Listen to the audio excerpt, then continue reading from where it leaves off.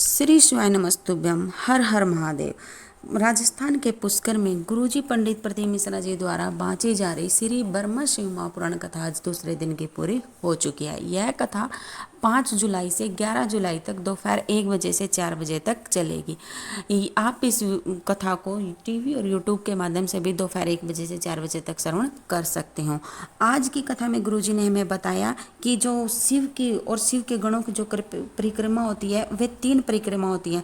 जो शिव की परिक्रमा वह आधी परिक्रमा होती है, लेकिन वह जो शिव की परिक्रमा किस तरीके से करनी चाहिए कि हमारी परिक्रमा पूर्ण हो जाए, इस सब की जानकारी हम आपको आगे इस वीडियो में देंगे। और साथ यह भी आज की वीडियो में हम आपको यह भी बताएंगे यदि हमारे घर में शिवलिंग नहीं है तो हम कैसे पूजा कर सकते हैं। इसलिए वीडियो को लास्ट तक जरूर सुनें। आज की जो कथा के संपूर्ण उपायों और उपयोगी पत्रों की जानकारी हम आपको इस वीडियो में देंगे। किसी भी कारण से यदि आप आज की कथा नहीं सुन पाए हो तो संपूर्ण कथा का रास्ता तो आपको इस छोटी सी वीडियो से प्राप्त होने वाला है। बढ़ते हैं आज की कथा की पहली जानकारी की तरफ। भोले बाबा न तो हमारे कपड़ों से प्रसन्न होते हैं, न ही हमारे मन से, न ही हमारे तन से और न ही हमारे धन से। भोले बाबा तो हमारा निर्मल मन देखते हैं और भोले बाबा है जो हमारे निर्मल मन से ही प्रसन्न होते हैं। उसे न कपड़े चाहिए, न धन चाहिए, न दौलत चाहिए, न ही तन चाहिए, उन्हें तो शुद्ध और निर्मल मन चाहिए। आज की कथा की दूसरी जानकारी। जगदीश जी सेन पत्थर लेकर आए। गुरुजी, मैं राजस्थान से के नागौर जिले से आया हूँ, जिसकी उम्र 67 वर्ष है।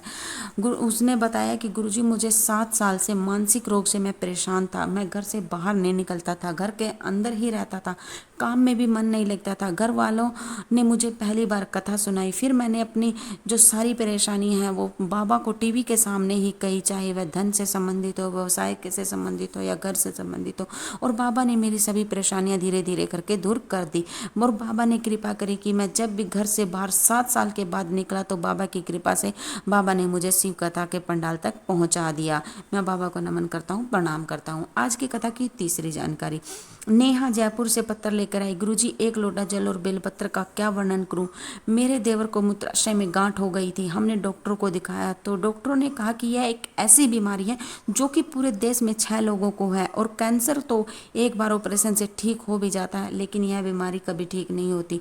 गुरुजी, हम देवर को लेकर के चेन्नई गए। चेन्नई के डॉक्टरों ने भी बताया कि ऑपरेशन में 15 लाख रुपए का खर्चा आएगा, लेकिन यह भरोसा नहीं है कि यह ठीक भी होगा या नहीं होगा, क्योंकि ऑपरेशन के बाद भी भरोसा नहीं था। हम देवर को लेकर घर आ गए। फिर किसी ने कहा कि शिव महापुराण की कथा आती है टीवी पर, कभी 1 बजे आती है तो कभी 2 बजे आती है, उसे सुनो और 1 लोटा जल और बेलपत्र चढ़ाओ। गुरुजी, हमने कथा सुनी और देवर को भी सुनवाई, और शिव मंदिर में जाते, शिव पर 1 लोटा जल चढ़ाते, बेलपत्र चढ़ाते और उसी जल और बेलपत्र को लाकर देवर को दे देते।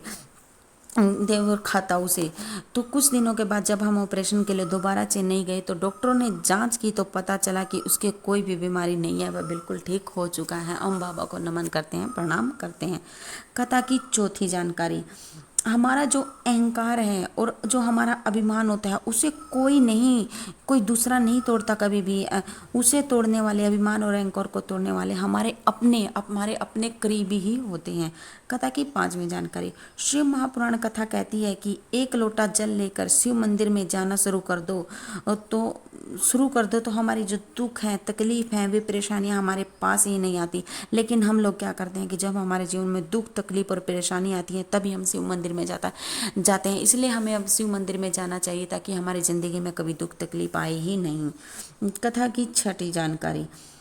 भगवान शिव के जो भी गण हैं या भगवान शिव के रुद्र के अवतार हैं, उनकी जो परिक्रमाएं हैं वो 3 परिक्रमा होती हैं।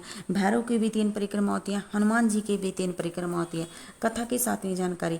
शिव की 3 परिक्रमा होती है, लेकिन उस परिक्रमा का एक नियम होता है जिससे वो परिक्रमा पूर्ण होती है। हमें क्या करना है जी, जो शिव की परिक्रमा होती है वो आधी होती है, हमें शिव की परिक्रमा करनी है, शिव की परिक्रमा के लिए चलना है। आधी परिक्रमा जब वहाँ पर पूरी हो जाती है, जब परिक्रमा पूरी होती है तो वहाँ से हमें नंदी का दर्शन करना होता है, तभी हमारी परिक्रमा वो पूर्ण मानी जाती है। उसी से वहीं पर छोर पर जाकर हमें शिवलिंग का दर्शन करते हुए नंदी का दर्शन करना है, फिर सीधे मुड़ जाना है, फिर से दोबारा से शिवजी का और शिवलिंग का और जो बाहर बैठे नंदी है उसका दर्शन करना है, इसी प्रकार से हमें 3 बार नंदी का दर्शन करना है। तो इस प्रकार से हमारी जो शिव की जो 3 परिक्रमा होती है वह एक ही परिक्रमा में 3 बार नंदी का दर्शन करने से पूर्ण हो जाती है। यह है शिव की परिक्रमा करने का सही नियम। कथा की 8वीं जानकारी, शिव को न तो ज़्यादा मंत्र चाहिए, न ही तंत्र चाहिए, न ही शिव को चाहिए कि वह घंटों तक हम शिव की साधना करें, आराधना करें। शिव को तो चाहिए कि सिर्फ 1 लोटा जल हम उसको निर्मल हृदय से अर्पित करें।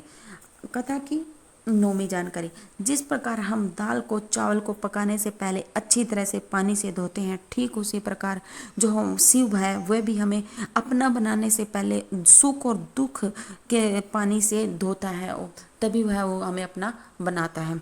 कथा की 10वीं जानकारी, यदि हमारे घर में शिवलिंग नहीं है तो गुरुजी ने बताया कि कई लोगों ने पत्रों में पूछा है कि यदि हमारे घर में गुरुजी हमारे घर में शिवलिंग नहीं है तो हम पूजा कैसे करें। तो गुरुजी ने बताया कि यदि हमारे घर में शिवलिंग नहीं है तो हम कैसे पूजा करें। हमें जो भी हम हमारे घर के मंदिर में दीप जलाते हैं तो जो दीप जलता है तो उसकी आकृति भी एक लिंग की आकृति होती है, शिवलिंग के रूप में होती है। उस ज्योति का जो रूप होता है वह लिंग या शिव की आकृति होती है। तो उसी में ज्योति में हमें ज्योतिर्लिंग का दर्शन करके, ज्योतिर्लिंग का नहीं ज्योतिर्लिंग का दर्शन करते हुए शिव की आराधना करनी है और अपनी मनोकामना कहनी है। कथा की 11वीं जानकारी, कई लोगों ने पूछा कि कई लोग हमें डराते रहते हैं कि शिव की पूजा में गलती नहीं होनी चाहिए, शिव की पूजा ऐसे नहीं करनी चाहिए, शिव की पूजा वैसे नहीं करनी चाहिए, शिव की पूजा में गलती हो जाती है, शिव हमें दंड देते हैं, श्राप देते हैं। लेकिन ऐसा कुछ नहीं है। शिव तो पशुओं के भी देवता है, पशुपतिनाथ हैं, कि पशुओं से भी गलती हो जाती है, ऐसा कुछ नहीं है। हमें किसी के भी भ्रम में नहीं पड़ना चाहिए, हमें शिव की आराधना करनी चाहिए। अगर शिव की मान लो पूजन में गलती हो भी जाती है तो शिव तो भोले भंडारी में हमें माफ़ कर देते हैं, इस बात से हमें डरना नहीं चाहिए। कथा की 12वीं जानकारी, शिव महापुराण की जो गुरुजी की जो अगली कथा है यह 5 जुलाई से 11 जुलाई तक तो ये पुष्कर राजस्थान में होगी, और उससे अगली जो कथा है वह 12 जुलाई से 18 जुलाई तक अलवर राजस्थान में होगी, जिस कथा का नाम रहेगा श्री त्याग शिव महापुराण कथा। यह थी आज की कथा की संपूर्ण जानकारी। अगर जानकारी आपको जरा से भी उपयोगी लगी तो कमेंट बॉक्स में हर हर महादेव जरूर लिखना। श्री शिवाय नमस्तुभ्यम। हर हर महादेव।